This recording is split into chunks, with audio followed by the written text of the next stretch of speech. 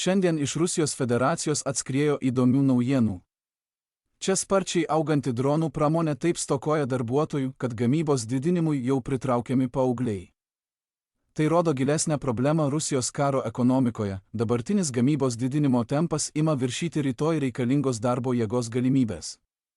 Rusijos gynybos pramonės pakilimas sukūrė tokį darbo jėgos poreikį, kurio šalies gyventojai jau nebegali patenkinti. Tai ypač akivaizdu bepiločių orlaivių gamyboje, kur gamykloms reikia daugiau surinkėjų ir inžinierių, tačiau gamybos planai auga greičiau nei galima išplėsti darbo jėgą. Trūkumas jau matomas neįprastai agresyviuose darbo pasiūlymuose, įskaitant apmokamą persikėlimą, kas rodo, kaip skubiai dronų gamintojai varžosi dėl retų darbuotojų.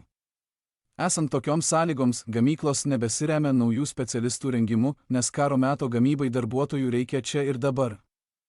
Vietoje to, jos plečia kandidatų ratą ir tiesiogiai konkuruoja dėl bet ko, ką galima pritraukti į dronų gamybą. Rusijos gamintojai vilioja darbuotojus vieni iš kitų ir iš susijusių pramonės šakų, taip silpnindami platesnę Rusijos pramoninę bazę ir stumdami sektorių į vis labiau desperatiškas darbuotojų paieškos formas. Šis pokytis dabar ryškiausiai matomas Shahed dronų gamyboje, kur darbo jėgos trūkumas tapo toks didelis, kad į gamyklas tiesiogiai pritraukiami paaugliai. Neseniai išleistas reklaminis vaizdo įrašas šį darbą pristatė kaip patrauklų jaunimui, derindamas aukštą žadėtą atlyginimą, šiuolaikinį pramonės įvaizdį ir ankstyvos techninės karjeros galimybę. Viena 16-metė mergina vaizdo įraše sakė, kad jau kitais metais uždirbs 150 000 rublių per mėnesį arba apie $2000, padėdama surinkinėti smogiamuosius dronus. Tokiu būdu karo gamyba pristatoma ne tik kaip galimybė jaunimui, bet ir kaip būdas atlikti patriotinę pareigą. Šios tendencijos priežastys yra struktūrinės. Rusija į karą įžengė jau ilgą laiką patirdama demografinį nuosmukį, kuris sumažino darbingo amžiaus žmonių pasiūlą. Karas dar labiau padidino šį spaudimą, nes mobilizacija ir vėlesni nuostoliai sumažino vyrų skaičių, o gynybos pramonės užsakymai nukreipė darbuotojus į prioritetinius sektorius, atitraukdami juos nuo likusios ekonomikos. Pavyzdžiui, Shahed gamyba anksčiau iš dalies rėmėsi užsienio ir migrantų darbu, tačiau ši darbo jėga buvo ribota, sunkiai plečiama ir nepakankama augančiai Rusijos karo meto paklausai patenkinti. Šiems veiksniams siaurinant darbo rinką, pramonė pradėjo konkuruoti dėl likusių darbuotojų, todėl gamyklos buvo priverstos ieškoti naujų sprendimų, įskaitant paauglių įdarbinimą. Rusijos pramonė nebesistengia išspręsti darbo jėgos trūkumo iš esmės, nes negali greitai parengti kvalifikuotų darbuotojų, kurių dabar reikia dronų gamybai. Vietoje to ieškoma būdų apeiti problemą ir sumažinti žalą sektoriaus viduje.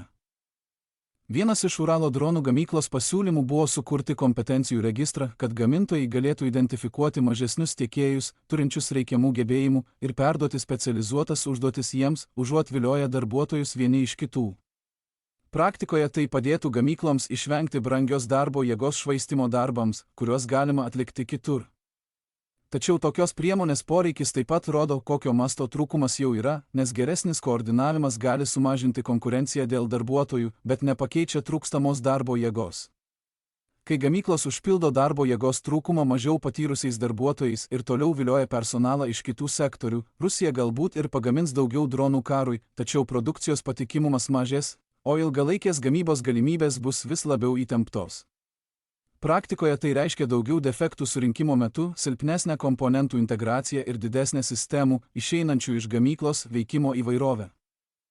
Tas pats trūkumas taip pat silpnina ilgalaikį efektyvumą, nes nuolatinė darbuotojų kaita ir žemesni standartai verčia vadovus daugiau laiko skirti problemų taisymui, o ne stabilių gamybos linijų kūrimui. Rusija vis dar gali padidinti gamybą trumpuoju laikotarpiu, tačiau tai daro silpnindama darbo jėgos struktūrą, kuri būtina ilgalaikiam plėtrai užtikrinti. Apskritai tai rodo, kad Rusijos dronų gamybos bumas pradeda eikvoti darbo jėgos pagrindą, reikalingą jam palaikyti ilguoju laikotarpiu. Įtraukdama jaunesnius ir mažiau pasiruošusius darbuotojus į karo meto gamybą, pramonė galbūt ir išlaiko dalį dabartinės produkcijos, tačiau tai daro mokymo kokybės, darbo stabilumo ir būsimo pramonės atsparumo sąskaita. Dėl to Rusijai bus sunkiau toliau didinti dronų gamybą, nesukuriant dar didesnių neefektyvumų visame gynybos sektoriuje. Jei ši tendencija tęsis, darbo jėgos krizė ne tik lėtins gamybą, bet ir nulems žemesnę ilgalaikę Rusijos ekonomikos išlaikymo ribą.